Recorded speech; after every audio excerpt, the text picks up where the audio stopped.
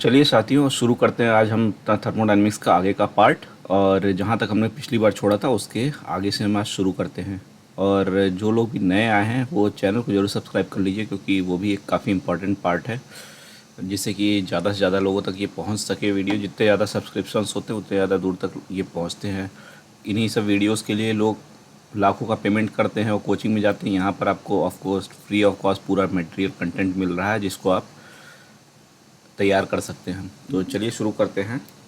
और कल तक हमने प्रोसेस के बारे में जाना था, रिवर्सिबल और इरिवर्सिबल प्रोसेस के। आज एक और प्रोसेस हम देखते हैं, जो है quasi static process. Quasi static process क्या होता है? देखिए, अगर जैसे क्वासी की मीनिंग क्या होती है? ऑलमोस्ट। क्या होती है? ऑलमोस्ट। और स्टैटिक का मीनिंग होता है रेस्ट। ऑलमोस्ट रेस्ट, वो प्रोसेस जो इतना स्लोली हो कि वो लगे कि ऑलमोस्ट रेस्ट पोजीशन पर ही है। ये प्रोसेस इतने स्लोली किए जाते हैं कि लगता है कि ऑलमोस्ट रेस्ट पोजीशन पे हैं।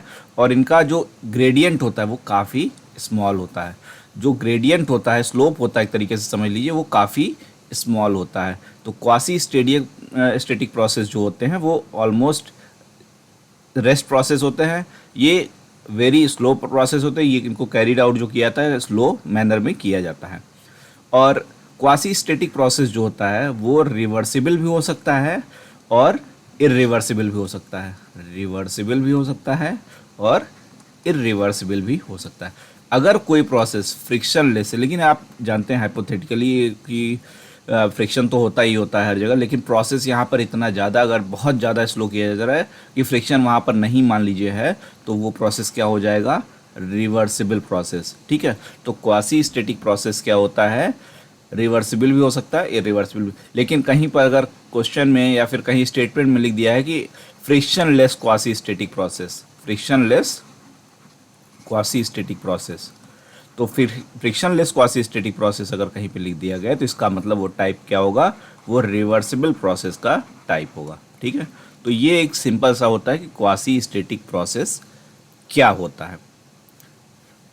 और एक और नाम आपने अक्सर सुना होगा, गिब्स फेस रूल का। ये इक्वेशन तो आपने सुनी होगी, P plus F equals to C plus two, जहाँ पर P क्या रहते हैं? नंबर ऑफ फेसेस जो एग्जिस्ट कर रहे होते हैं, नंबर ऑफ फेसेस। और F क्या होता है? F होता है degree of freedom. Degree of freedom किसी भी थ्योरी ऑफ मशीन वगैरह में भी आपने अगर अभी तक पढ़ा होगा तो आपने पढ़ा होगा कि किसी भी सिस्टम को या किसी भी मशीनरी को डिफाइन करने के लिए, उसकी पोजीशन को एग्जैक्ट डिफाइन करने के लिए जो मिनिमम नंबर ऑफ इनपुट्स की हमको जो रिक्वायरमेंट होती है वो डिग्री ऑफ फ्रीडम होती है। डिग्री ऑफ फ्रीडम होती है। तो यहाँ पर भी हमको एक स्टेट को डिफाइन करने के लिए, उसकी पोजीशन को फिक्स करने के लिए हमको मिनिमम जितने नंबर ऑफ इंटेंसिव प्रॉपर्टीज़ की रिक्वायरमेंट रहती है, जितने नंबर ऑफ इंटेंसिव, खास बात क्या है? इंटेंसिव प्रॉपर्टी, एक्सटेंसिव नहीं। इंटेंसिव क्या होती थी? जो मास और साइज पे डिपेंड नहीं करती थी। ठीक है। तो इंटेंसिव प्रॉपर्टीज़ जो होती हैं, minimum number of intensive properties required to define a state of system और fix the state of system. ठीक है। तो वो क्या होती हैं? Degree of freedom. सी क्या होता है? उसमें कितने कंपोनेंट्स यूज़ हैं, कितने कंपोनेंट्स हैं। तो जैसे अगर हम एग्जांपल देखें तो प्योर सब्सटेंस का एक एग्जांपल लेते हैं। हमने प्योर सब्सटेंस की बात हमने की थी कि दो कंडीशंस होमोजेनिटी की हमने बताई थी पिछले वीडियो में, जाके उसको एक बार देख लीजिएगा। जैसे वाटर है और स्टीम है, दोनों का केमिकल कंपोजिशन तो सेम ही होगा, H2O H2O। तो यानी कि कंपोनेंट सी क्या हो गया हमारा? 1, लेकिन दो फेजेस में एग्जिस्ट कर रहा है। एक वाटर के फेज में एग्जिस्ट कर रहा है और एक स्टीम के फेज में एग्जिस्ट कर रहा है। तो अगर हम यहाँ पर जाते हैं इक्वेशन में, तो P की हमको वैल्यू क्या मिली? 2, और F की वैल्यू हमको फाइंड आउट करनी है। F की वैल्यू हमको फाइंड आउट करनी है। और C क्या है हमारा? Number of component. तो इस इक्वेशन में हम रखते हैं तो F इक्वल्स टू 1 आता है। मतलब यहाँ पर हमको मिनिमम 1 इंटेंसिव प्रॉपर्टीज़ की रिक्वायरमेंट रहेगी, जिससे कि हम फिक्स कर सके किसी स्टेट ऑफ सिस्टम को। ठीक है। तो यहाँ पर डिग्री ऑफ फ्रीडम 1 निकल के आया। इसी तरीके से अगर हम एक दूसरा एग्जांपल और लेते हैं, अगर हम केवल गैस ले लिए, मान लीजिए ऑक्सीजन गैस ले लिए, तो यहाँ पर सिर्फ 1 फेज है, कंपोनेंट भी सिर्फ एक है। तो यहाँ पर हमको कितनी डिग्री ऑफ फ्रीडम की रिक्वायरमेंट हो रही है, 2 की। ठीक है, आइस वाटर वाटर वेपर, यहाँ पर एक फेस, दूसरा फेस, तीसरा फेस, लेकिन है क्या, ये भी H2O है, ये भी H2O है, ये भी H2O है। तो यहाँ पर फेस तो हमारे कितने हैं, 3 है, कंपोनेंट क्या है, 1। तो ये हमारा F यहाँ पर क्या निकल के आया, 0।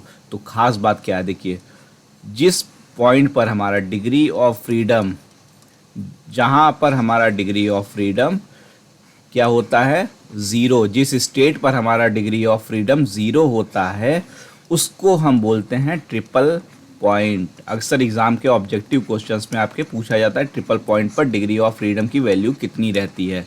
तो डिग्री ऑफ फ्रीडम की वैल्यू ट्रिपल पॉइंट पर कितनी रहती है, 0। वहाँ पर हमको किसी इंटेंसिव प्रॉपर्टी की रिक्वायरमेंट नहीं रहती है। ठीक है, तो इस तरीके से ये हमारी कॉन्सेप्ट हो जाते हैं क्या, डिग्री ऑफ फ्रीडम को कैसे निकालते हैं। उसके लिए हमको क्या पता होना चाहिए, फेस पता होना चाहिए और कितने नंबर ऑफ कंपोनेंट हैं ये पता होना चाहिए। अब इसके बाद हम लोग थोड़ा सा मेन टॉपिक्स पर पहुंचना शुरू करते हैं। ये बेसिक थर्मोडायनेमिक्स का एक इनिशियल बिल्डअप जो था वो था, जिसकी रिक्वायरमेंट हमको रहती है, जिस पे क्वेश्चन भी पूछे जाते हैं। अब हम लॉज ऑफ थर्मोडायनेमिक्स पर बढ़ते हैं। तो सबसे पहले हम पढ़ते हैं जीरोथ लॉ ऑफ थर्मोडायनेमिक्स। क्या होता है ये zeroth law of thermodynamics, zeroth law of thermodynamics किसको बोलते हैं। तो वैसे तो हमने फर्स्ट, सेकंड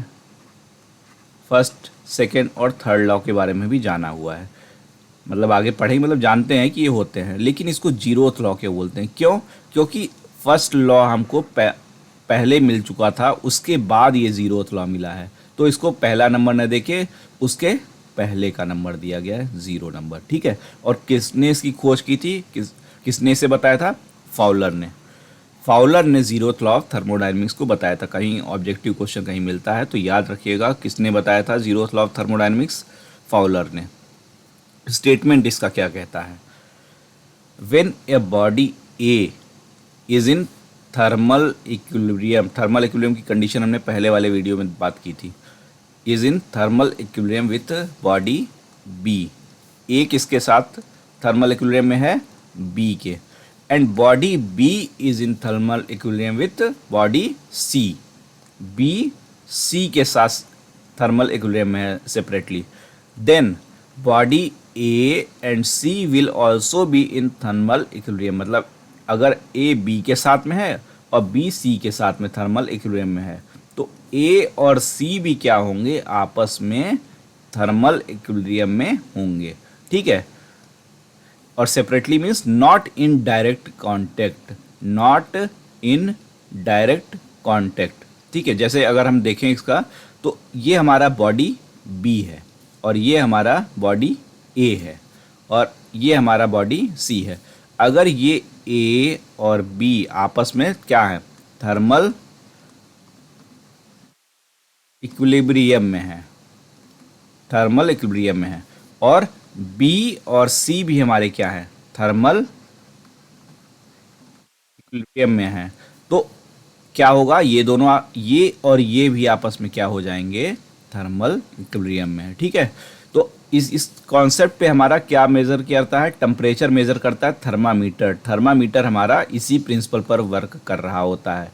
ठीक है, थर्मामीटर हमारा इसी प्रिंसिपल पर वर्क कर रहा था, और जो प्रॉपर्टीज़ टेम्परेचर से वेरी कर रही होती हैं उनको हमेशा हम पहले फाइंड आउट करते हैं किसी भी चीज़ सिस्टम की स्टडी करने में। जो प्रॉपर्टीज़ सिस्टम के टेम्परेचर पर हमारा डिपेंड कर रही होती हैं, जो टेम्परेचर से वेरी कर रही होती हैं, उनको हम सबसे पहले फाइंड आउट करते हैं, उसके बाद हम अदर प्रॉपर्टीज़ को फाइंड आउट करते हैं। और इस जीरोथ लॉ ऑफ थर्मोडायनेमिक्स में हमारा कौन वर्क करता है, थर्मामीटर्स जो हमारे होते हैं वो इसी कॉन्सेप्ट पर हमारे वर्क कर रहे होते हैं। यहाँ पर जैसे ये थर्मामीटर हमने लगाया बी यहाँ पर और यहाँ पर, अगर दोनों जगहों पर ए में भी और सी में भी ये थर्मामीटर सेम रीडिंग ले रहा है, तो ए और सी भी क्या हो जाएंगे, आपस के थर्मल इक्विलिब्रियम में हो जाएंगे। और वहीं पर अगर हम बात करते हैं कि जो प्रॉपर्टीज़ टेम्परेचर से वेरी करती हैं उनको क्या बोलते हैं, तो याद रखिएगा थर्मोमेट्रिक प्रॉपर्टीज़। ये भी ऑब्जेक्टिव क्वेश्चन पूछा जाता है। कॉन्सेप्ट स्टडी के साथ साथ हम जो क्वेश्चंस पूछे जाते हैं उसकी भी हम बात साथ साथ करते चल रहे हैं। थर्मोमेट्रिक प्रॉपर्टीज़ क्या होती हैं? जो प्रॉपर्टीज़ डिपेंड कर रही होती हैं किस पे? टेम्परेचर पर। जो प्रॉपर्टीज़ टेम्परेचर से के साथ में वेरी कर रही होती हैं, टेम्परेचर बढ़ने पर उनकी प्रॉपर्टी चेंज हो, टेम्परेचर घटने पर प्रॉपर्टी चेंज हो, उनको क्या बोलते हैं? Thermometric properties. तो अभी हम छोटा छोटा पार्ट लेके करेंगे, जिसको कि यूट्यूब पे ज़्यादा वीडियोस बड़े हो जाते हैं तो उन लोगों का एक बैठने में एक साथ दिक्कत हो जाती है। क्लासरूम तो अलग चीज़ होती है, वहाँ पे आप घंटे 1.5 घंटे बैठ जाते हैं आराम से, लेकिन यहाँ पर नहीं। तो यहाँ पर हम 10-10, 15-15 मिनट की वीडियो बनाएंगे। तो इसको आप रिवाइज़ करिएगा, नोट्स भी साथ में बना लीजिएगा और चैनल को सब्सक्राइब करना ना भूलिएगा। साथ ही वीडियो अगर पसंद आता है तो उसको लाइक भी ज़रूर कर दीजिएगा, अपने दोस्तों के साथ शेयर ज़रूर करिएगा। चलिए अभी इतना ही रखते हैं, आगे का हम टाइप्स ऑफ थर्मोमीटर अपने नेक्स्ट वीडियो में देखेंगे। Thank you.